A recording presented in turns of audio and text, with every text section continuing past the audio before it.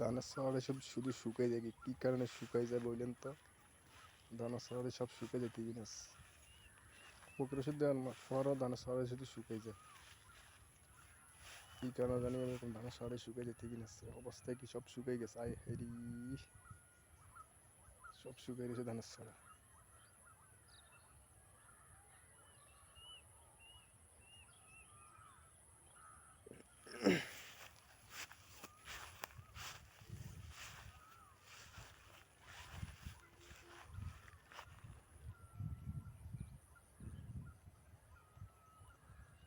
30 ঘন্টা জমিনের ধানের ছড়ার অবস্থা সব শুকাই শেষ।